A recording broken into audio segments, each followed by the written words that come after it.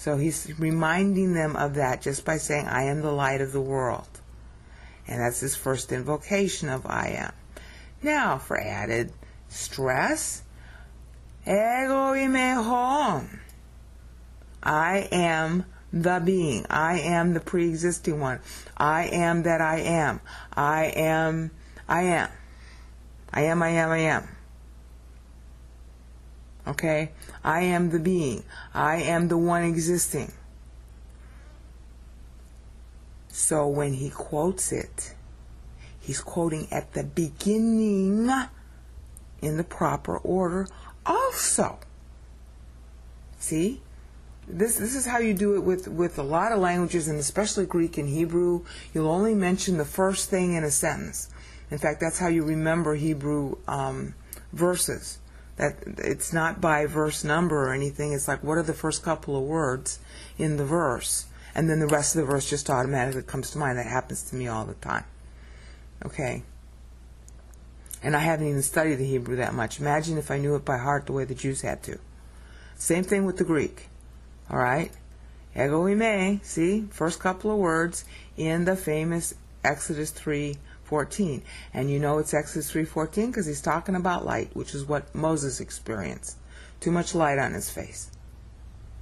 Okay? And you know it again because he's closing the chapter with the same words. Ego ime. And he's doing it in another unmistakable context, putting Abraham first because the humanity of Abraham preceded his own humanity, but he pre-existed Abraham. Well, that's Exodus 3:14. You can't even talk about it as being something else. Okay? You can't even talk about it as being something else. So he's first and last. First in order in the way he said it to Moses. First in that the whole own is doing the sending, which he's repeating here, putting his name before the verb. Okay? And first before Abraham. It doesn't get clearer than this. Okay? Now the next little tidbit is that if you got one clause here, that's the first clause, and you got a second clause here, this is considered like a predicate. In other words, he's drawing a parallel between Abraham's existence and his own existence. Okay? So this becomes a predicate clause. Well, what's the predicate clause in Exodus 3:14? Apostelen me. Yeah. And what did he say in John 8:42? Father sent me. Except he's putting the me in the wrong place there on purpose. So he's the predicate, he's the subject, he's the first, he's the last, he's the all, he's the beginning, he's the ending. Ego ime.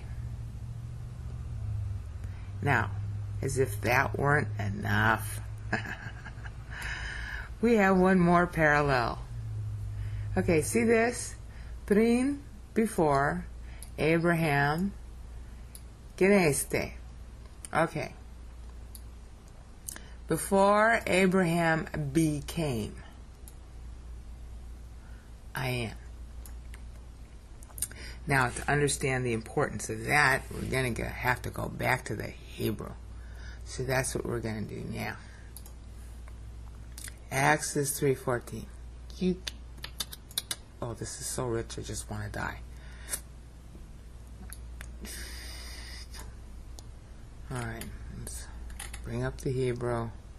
Okay, remember this was our Hebrew. Yeah. If you look in the lower left-hand corner, you'll see that it's from the verb haya. Okay, and ehya means, as you can see here, right here, it means simultaneously, depending on context, I was or I will be. Now, since it's God, it's I was and still am, obviously. Okay? And then asher, Yeah. Now, I was and still am the one who will be. Now, what's a synonym for will be? Become. And what is he talking about with Abraham? Abraham's becoming. Abraham's coming. Abraham's arriving. Abraham's coming to exist. And what will happen to his humanity? It will come to exist. Christ's own humanity comes to exist after Abraham's own humanity. So look at the wit in the Hebrew of Exodus 3:14. I was and therefore still am the one who will be. Will be what? Will be Jesus the Christ on earth in humanity. Got it? You see the parallel? He's basically taking ego, which is his own me. Again, he's playing this game. He's inserting ego in between, this time, two verbs. To become, and it's in the infinitive. And I am. It's the same kind of game that he played in John 8:42 when he inserted himself between God and the verb. Okay, only this time he's inserting himself between two verbs. This verb, which is the purpose of becoming. Okay, this happens so much in Greek. Actually, it happens a lot in Isaiah too. The proximity of a word can point forward or backward. Okay, and especially because he's using the infinitive here, it can point at him just as much as it can point back at Abraham. All right. Now we know, because there's a second verb here, that this is talking about Abraham. Okay, but if you just to cut it and you just looked at this, to become, I am. And Ehya Asher Ehya.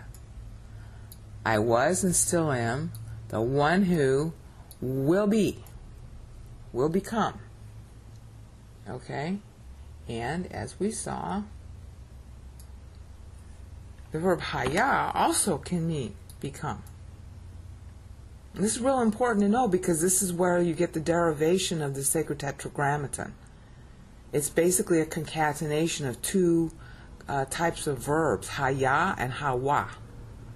It's not at all hard to know, because he's telling you what his name means right here. Ehya, I was, I still am, the one who will be. So I am the one who will become. Yahaya Asher Hawa.